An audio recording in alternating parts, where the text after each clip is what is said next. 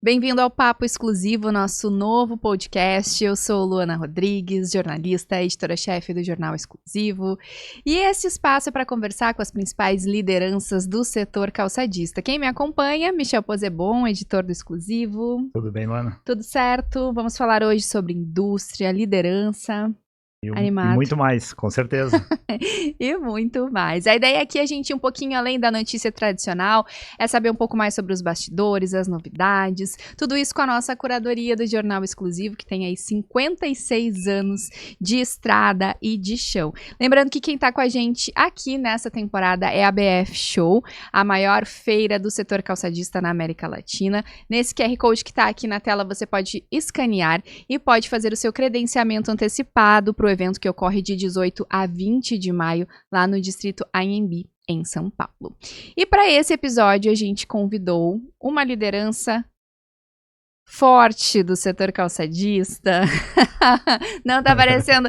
Quem será, gente? Não tá aparecendo ainda o rosto dele. Nosso convidado é Milton Killing, CEO da Killing S.A. Bem-vindo. Obrigado, Luana. Michel, prazer estar aí com vocês. Vamos falar. Vamos ver o que nós vamos falar, né? Quer começar, Michel? Vou te dar essa honra. Claro, aí. Com certeza, com muito prazer. Queria que tu falasse um pouco pra gente aí da tua história, né? Enfim, dos desafios que tu assumiu aí numa empresa que é uma referência na região, um setor.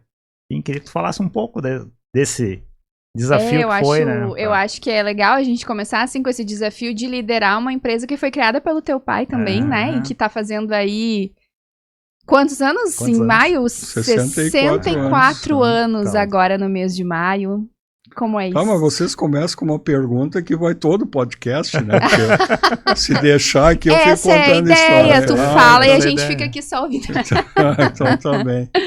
Não, gente, assim, Luana, Michel, eu vejo assim, ó, primeiro, a minha história de vida praticamente está na empresa, né? A empresa começou nos fundos de casa e o meu parque de diversões era a empresa. Então eu brincava na empresa, né? Final de semana, adorava ver máquina, tudo que acontecia, né? Lógico, a empresa acabou mudando, né, para o endereço atual. E eu comecei a trabalhar na empresa com 14 anos, né? Então, mas lógico que com 14 anos era dividir a escola com o trabalho. Então, não era assim um trabalho full time, né? Mas era legal. Mas recebia salário? Recebi. Apesar de que o salário era tão baixo que eu não sabia se era mesada ou se era salário, mas tudo certo. Mas, de qualquer maneira, foi bem bacana, acho que foi uma experiência boa, porque eu adorava estar na empresa, né? Acabei me formando no Liberato como eletrotécnico, daí eu queria ser o eletricista da empresa, né? E aí, nesse meio tempo, eu acabei fazendo o curso de oficial do Exército, né? E aí eu vi que eu gostava desse negócio de estratégia, gestão, né? Mandar. E aí eu disse, não quero ser mais eletrotécnico, eu quero ir para gestão. Aí eu acabei fazendo administração sempre junto com o trabalho, né? Então, desde os 14 anos, sempre fazendo esse trabalho juntos, né? Então, logo que eu me formei como oficial do Exército, né? Eu tive uma oportunidade, porque eu gostava muito de matemática, né? Matemática sempre foi uma matéria que eu tirava nota 10, o resto não, o resto eu colava, por isso que a gente faz uma cola boa, tá? Então, e aí eu acabei entrando em custos, né? E foi muito bom, eu fiquei praticamente aí 6 anos na área de custos. Foi interessante porque eu consegui ter uma visão sistêmica do processo, desde a vinda dos custos de matéria-prima, processos, venda, né? Então, foi muito bacana. E aí em 88 eu me formei como administrador de empresas, né? E eu tive outra oportunidade, porque eu sempre disse, apareceu a oportunidade eu queria, né? E aí eu fui abrir e administrar um CD na cidade de Maringá, no Paraná, fiquei 1 ano e meio lá. Foi bem bacana, porque foi uma experiência de montar uma empresa, contratar pessoas, demitir pessoas, tudo. O que tinha que fazer, praticamente eu administrei como se fosse um CEO de uma pequena empresa, né? Então foi uma experiência muito bacana. Lógico, aí eu acabei casando, daí voltei, né? Assumi a gerência de marketing, daí fiz um pós de marketing, tá? E terminado o pós de marketing, assumi a diretoria comercial. Aí a empresa, naquela época, só a diretoria tinha acesso a números, né? Eu olhei os números da empresa, fiquei um pouco assustado, né? Até porque entrou o plano real, aquela coisa toda, a empresa era muito capitalizada, então ganhava muito dinheiro financeiro, mas o plano real ia acabar com isso. Então a gente fez uma mudança, eu propus um trabalho, né, da empresa, onde a gente teve uma redução da nossa força de trabalho em torno de 30%, mas começando da diretoria até embaixo, tá? E a gente acabou, a partir dali, tendo bons resultados, né? Então, sem perder clientes, sem nada. E daí, na sequência, a gente começou a trabalhar o processo de governança, né? E daí, na virada do século, aí, eu acabei assumindo a diretoria, a presidência da empresa, o CEO, no lugar do pai, né? O pai acabou, digamos assim, fazendo a aposentadoria dele, né? E aí, desde lá, eu estou nessa função aí, né? Batalhando aí, e o legal é que a gente tem uma sorte incrível de ter pessoas excepcionais na empresa, e a gente está nesse processo aí de crescimento bacana, tá? Então são alguns anos aí de experiência, né? Se a gente botar no papel, nós estamos falando de mais de 51 anos, né? Então, tem uma vasta caminhada aí nesse processo. E tu acha que essa tua herança, digamos assim, né? Ela te trouxe mais propósito no teu trabalho ou ela te trouxe um pouco mais de pressão também? Não, eu para falar a verdade, assim, ó, pressão nunca foi um problema para mim, porque primeiro que eu faço o que eu gosto, né? Eu acordo de manhã super feliz para ir na empresa, porque eu amo o que eu faço, então pressão para mim não atrapalha. O que realmente para mim é que quando eu tomei a decisão que eu queria o lugar do meu pai, isso lá quando eu estava em Custos, lá ainda, né? Eu disse, bom, agora eu tenho meu propósito e eu estou seguindo ele. Eu estou seguindo exatamente o que eu me propus a fazer.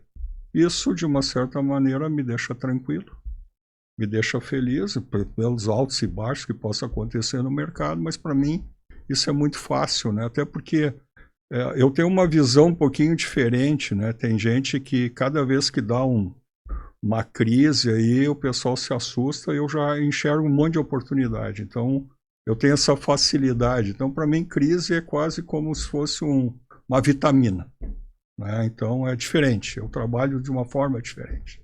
Tá?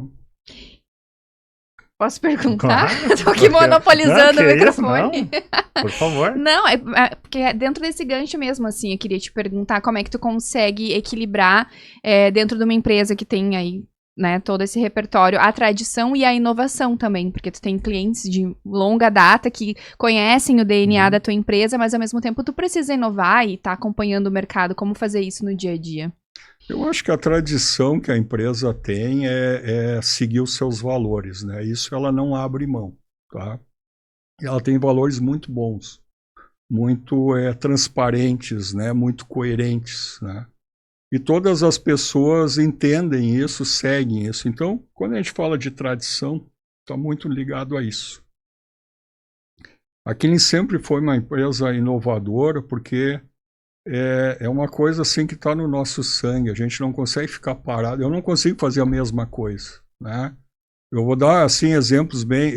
Quando eu viajo, eu não gosto de ficar no mesmo hotel, eu não gosto de ir no mesmo restaurante. Eu sempre quero ver coisas novas, né? Não gosto de visitar o mesmo país. Eu até brinco com o pessoal que eu vou onde a CVC não vai, porque a CVC só vai onde vai o turista. Eu quero ir em outro lugar, porque eu quero conhecer coisa nova, né? Então, isso sempre foi uma inquietação e essa inquietação a gente acaba passando para dentro da empresa. Então, tradição mesmo, a gente está falando da marca, mas principalmente os valores, tá?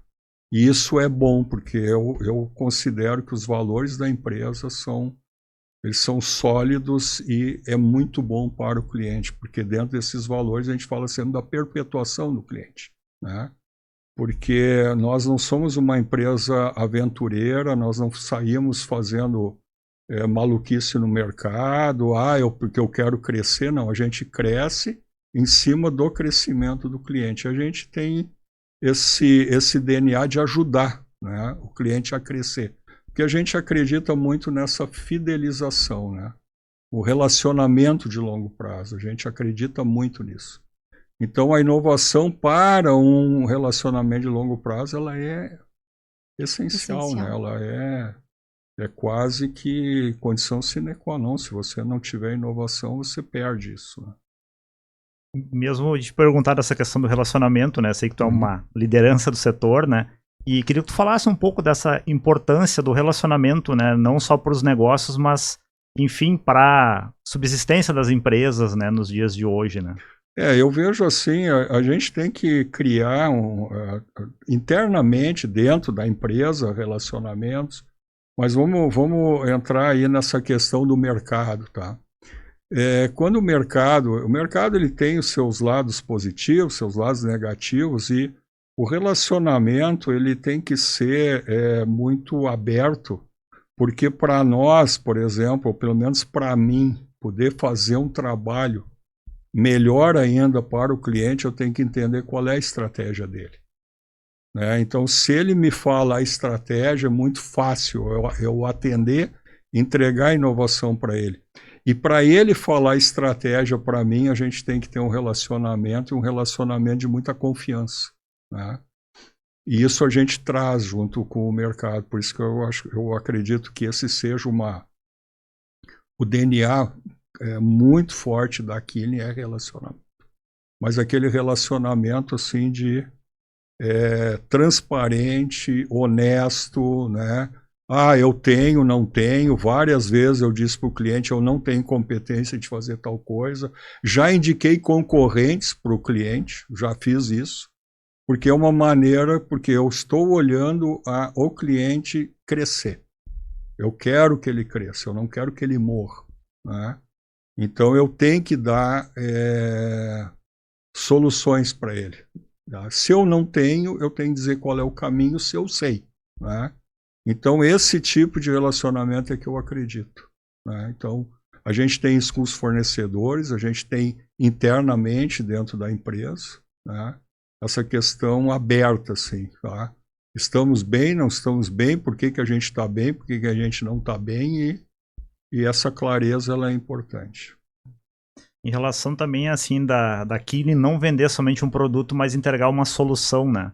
A preocupação que vocês têm com o pós-venda de vocês, de auxiliar o cliente na melhor aplicação do produto de vocês, enfim, queria que tu falasse um pouco disso também pra gente. Né? Nós temos que entender assim, né? A gente tem um produto, até fazer rapidamente, assim, só fazer um parênteses, né? Eu estava num encontro de fornecedores de um cliente calçadista, né? E aí ele estava apresentando os projetos e tudo para os fornecedores, que eu achei muito bacana isso, né? Aí deu um intervalo ali do café e ele fez um showroom, né, da apresentação dos produtos, né? E aí ele disse assim, bom, agora nós fizemos o coffee break junto lá com o showroom para vocês verem os materiais deles, né? Aí eu comecei a rir, né? E aí ele perguntou, Milton, por que tu tá rindo? Bom, se eu for no showroom e ver o meu material, alguma coisa está errada, porque o meu material não pode aparecer, né? Eu faço cola, não é? Quem tem que aparecer é o cabedal, o solado, né? E aí eu brinquei com isso, né? Então, se a gente analisar uma indústria de calçados, a indústria de calçados basicamente ela é como se fosse uma montadora de automóvel. Só que o automóvel usa parafuso e solda, calçado usa cola. Então, praticamente boa parte de uma indústria de calçados, que é um custo elevado para a indústria, que é o custo operacional, a parte de produção, ela depende do nosso produto. Então, quando eu vou ajudar o cliente, eu vou lá para dizer para eles como é que a gente pode fazer com custo menor. Né? Existe um calçadista aqui muito importante, que uma vez ele colocou lá, né, para o pessoal de suprimentos, preço, preço, preço, né? Daí eu fui lá falar com eles, não, a palavra não é preço, a palavra é custo. Nós temos que trabalhar para o menor custo do par. Então, quanto mais eu ajudar o cliente a ser competitivo, né, é a maneira que a gente trabalha para ter a perpetuação. Porque eu acredito que relacionamento, todo relacionamento, ele tem que gerar lucro. Tá? Todo relacionamento. Tá? Então, por que a gente se relaciona com amigos? Porque o lucro é a alegria, a felicidade, o prazer. Né? Quando a gente está falando de empresas, elas têm que dar resultado. Então, eu só sou um bom fornecedor se eu dou resultado. Eu só sou um bom cliente se eu dou resultado. Né? Então, essa transparência tem que ter. Né? Então, não é você apertar o fornecedor para lá na frente você perder o fornecedor ou você apertar o cliente e lá na frente perder o cliente. Não. A gente tem que ter uma estratégia de crescer juntos. É isso que a gente acredita e a gente vem trabalhando isso. Por isso que eu falo muito de coerência. Aquilo que eu quero do meu fornecedor, eu tenho que entregar para o meu cliente. Né? Então, é a mesma coisa. Tá? Então, eu quero que o meu fornecedor traga novidade, eu tenho que levar a novidade para o meu cliente. Né? Então, é assim que... É simples assim, bem fácil. Olhando um pouquinho para a Kizafix, é uma marca que se consolidou como líder na América Latina. Queria entender, na tua opinião, o que levou a esse posicionamento aí também fora do Brasil, né, expandindo.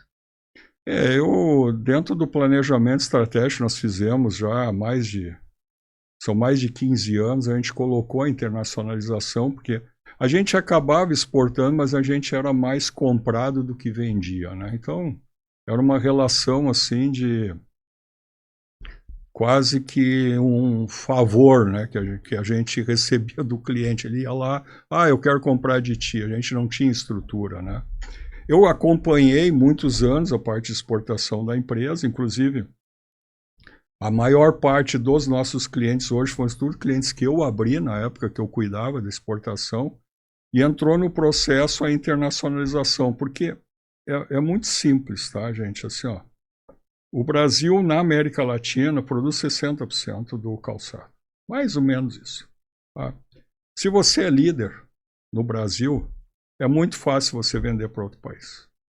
Seria mais ou menos o seguinte, se você é líder nos Estados Unidos, é muito fácil vender para o mundo. Né? Então tem essa vantagem. E o Brasil é reconhecido como uma das melhores países de fabricação de calçado. Ele é muito respeitado por isso. Né? Eu ouvi já de italianos que quem faz o melhor bico feminino no mundo é o Brasil. Nem o italiano consegue fazer, fica meio amarrotado, o brasileiro consegue. Então, assim, nós somos muito bons no que a gente faz. Tá?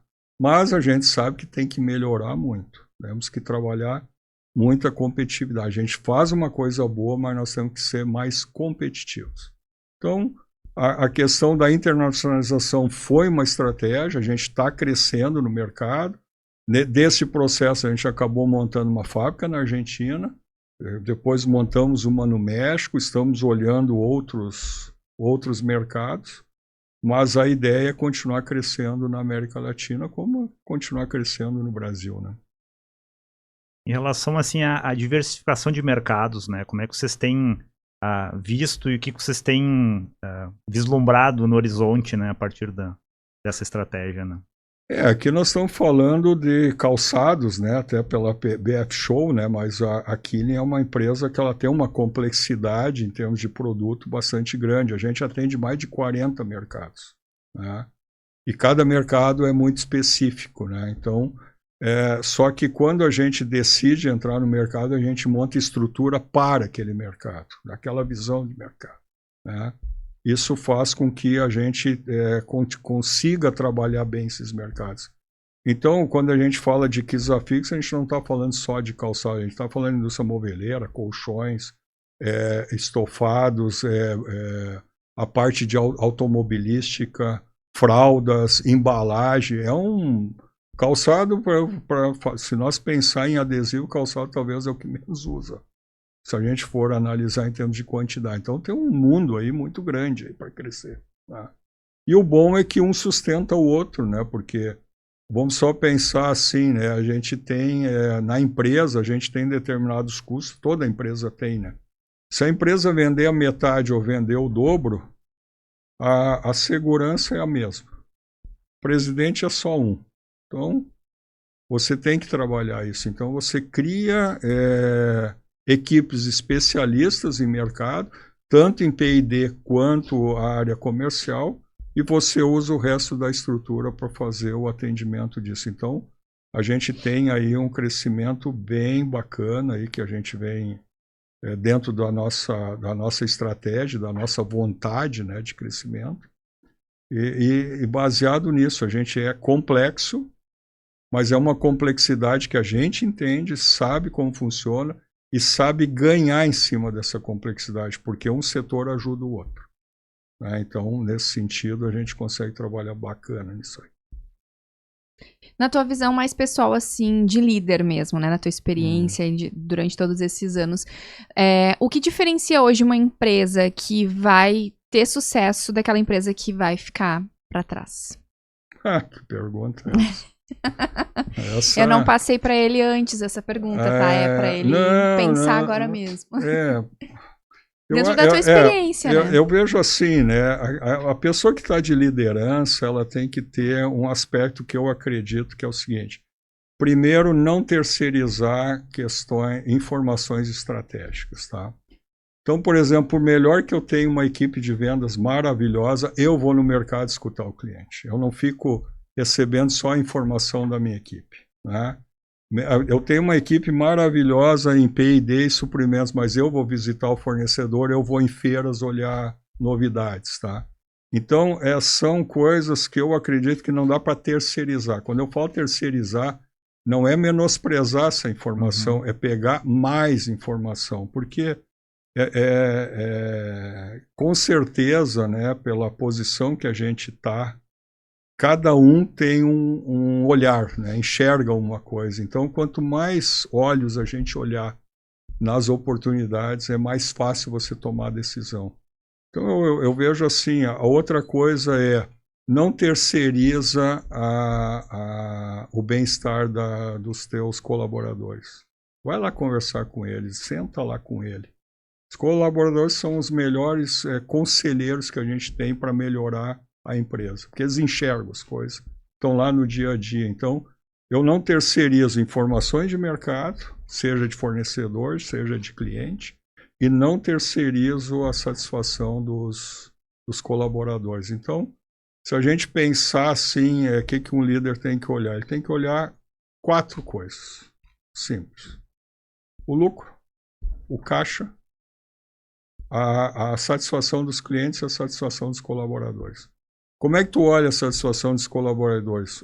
Tem pesquisa para isso, né? Você tem pesquisa, só que o lance melhor que tem para você ter a satisfação é o brilho dos olhos. Então vai olhar os olhos dos colaboradores. Como é que está o brilho deles? A mesma coisa com o cliente. Você vai visitar um cliente, como é que você é recebido, né? Eu falo para o pessoal assim, toda vez que eu visito um cliente, o cliente me paga almoço, me paga janta, me leva não sei o quê, porque para mim é um teste para saber se eu estou trabalhando bem, né? Se ele me paga um almoço, porque normalmente é o fornecedor que paga. Eu tenho uma sorte que os clientes pagam para mim, né? Para mim, eu acho que é um item interessante você saber se você está fazendo um bom trabalho, porque se eu estivesse fazendo mau trabalho, com certeza eu não pagaria um almoço nem uma janta, e muito menos talvez nem ia me ouvir, né? E para mim, visitar clientes é terapia, tá? Mesmo o cliente que está chateado, alguma coisa, só o fato de você ouvir ele, para mim é uma terapia. Se eu estiver estressado, eu vou visitar cliente. Melhor coisa que tem. Tem um tema que é um pouco sensível para algumas empresas, que é a sucessão familiar. Eu queria entender se hoje vocês já falam sobre isso, já estão se organizando dentro da Killing para essa sucessão. Não, tá. Isso aí é super transparente dentro da Killing. Desde o processo do pai para os filhos, né? Só salientando assim, a Killing é uma empresa que tem governança corporativa bem enraizada, tá? E eu considero uma das melhores modelos de governança. Tá? Então, o que acontece? Pai, mãe, 9 filhos. Sócios, só que na executiva só tem um filho. Terceira geração, 18 pessoas, só tem uma pessoa dentro da empresa, porque dentro da empresa, se entrar uma pessoa da família na empresa, lá dentro da empresa ele é tratado como pessoa da empresa e não da família. Isso é importante. Tá? Não é uma coisa fácil, porque dentro da empresa, às vezes as pessoas confundem. Então, muitas vezes a gente tem que cuidar o que a gente fala, o que a gente diz, né? Para mostrar o seguinte, eu estou lá como CEO, eu não estou como dono de empresa, sou CEO, eu tenho meta, eu tenho estratégia, eu tenho busca de resultados bem direcionados e eu tenho um conselho de administração que são meus chefes. Né? Então, isso está bem definido. A sucessão familiar está bem definida e nós estamos agora no processo de sucessão de executivos. Então, o meu processo de sucessão está sendo montado. Tem data? Não, não tem data. Tá? Mas, vamos de novo, eu falei de perpetuação de empresa. Eu não posso pensar que a empresa vai se perpetuar comigo lá dentro como era com meu pai. Né? Nós temos que ter bons executivos. Se vai ser da família ou não vai ser da família, isso é o que menos interessa para nós. Nós queremos pessoas que tenham os valores da empresa, que mantenham isso firmemente, né? Pessoas boas de relacionamento, que é o que a gente quer, né? Mas esse processo é muito transparente dentro da empresa. Todo mundo está sabendo que isso está acontecendo. Data não tem. Não tem aquela coisa, chegar tal idade. Não existe. Até porque a gente está aprendendo hoje no mundo, né? Que a longevidade, né? Estão fazendo em pessoas com idades que talvez lá, quando a gente era criança, a gente chamava de velho, hoje já não são mais, e são pessoas que, por quê? Porque o cérebro, se você trabalhar bem ele não envelhece, né? Então, você usar isso, talvez fisicamente a pessoa tenha dificuldade, mas em termos de pensamento, análise e tudo mais, a pessoa pode ter 17 anos, 20 anos, aí é uma escolha de cada um, né? Queria te perguntar, na tua visão como empresário, né? Como é que é ser competitivo hoje diante do custo Brasil? É assim, ó, vamos lá. Primeiro lugar, assim, ó, eu não esquento a cabeça com isso, porque esse custo Brasil é para todo mundo. Tá? Então começa o jogo assim, a regra está clara. Né? Então é para todo mundo. Meus concorrentes têm o mesmo custo, eu tenho o mesmo custo. Tá? Agora, falando um pouquinho, né? Eu acho que o Brasil está indo numa rota difícil. Tá? O Brasil é grande, nós estamos quase semelhante ao Titanic. Né? Por quê? Porque o Brasil ele não investe na indústria. É muito difícil o país, e a indústria é o que mais rende. É o que mais rende impostos, é o que mais rende crescimento. E historicamente a indústria sempre foi deixada de lado. Né? Isso é um problema de governo, mas também problema nosso como empresários, que a gente não assume o nosso posicionamento, porque a gente faz a diferença. Então, primeiro, ser competitivo. Ser competitivo é acordar cedo e fazer o tema de casa. Tá? Então, a gente vai ter dificuldades, mas para cada dificuldade pode estar certo que tem 10 oportunidades no mínimo. Tá? Então, é olhar essas oportunidades. Agora, aumentou o imposto, aumentou não sei o quê, né? Agora nós estamos com esse negócio aí da escala de trabalho. Quer dizer, isso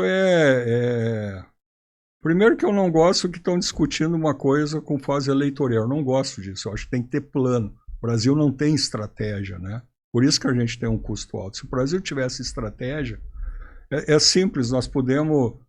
se nós tivéssemos uma estratégia o seguinte, reduz em 40% dos impostos, mas dobra o PIB. Vai dar muito mais dinheiro. Né? É um cálculo simples, isso é matemático, isso não é eleitoreiro, é matemático. Né? E, infelizmente, o que nós temos são pessoas que nunca tiveram indústria, nunca pisaram numa indústria, tomando decisões da indústria. Né? Mas é para todo mundo, então eu estou muito tranquilo. Agora a gente vai fazer umas respostas rápidas. Pergunta rápida, resposta rápida para pensar. São só 3 perguntinhas e a gente vai encerrar aqui o nosso episódio. Tá bom. Uma marca... Que pena. Eu também tô gostando. Podemos fazer um segundo episódio. Na nossa segunda temporada, que vai estrear lá no meio do ano, tu pode voltar. Porque não, né? Vamos lá, então. Uma marca que tu admira. Killing? Logicamente. Nossa, é a minha paixão. Eu uso sempre. Por isso que eu sou feliz. Bem. O futuro do calçado, em uma palavra.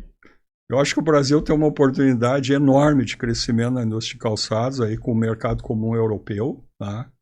Eu vejo que o que nós temos que acelerar na indústria de calçados, tu pediu uma palavra, mas é difícil. Não, pode ser. Buscar melhor produtividade. Eu acho que está faltando tecnologia na indústria de calçados. Falta tecnologia, tá? E aí eu estou falando de processos, né? A gente tem um processo caro dentro nossa indústria, mas está existindo uma oportunidade maravilhosa aí. Quem conseguir montar uma indústria enxuta, de custo baixo, vai ganhar muito dinheiro na exportação. Eu acredito nisso. E a última pergunta é um conselho para quem está começando. Primeiro, sem dúvida nenhuma, é fazer o que gosta.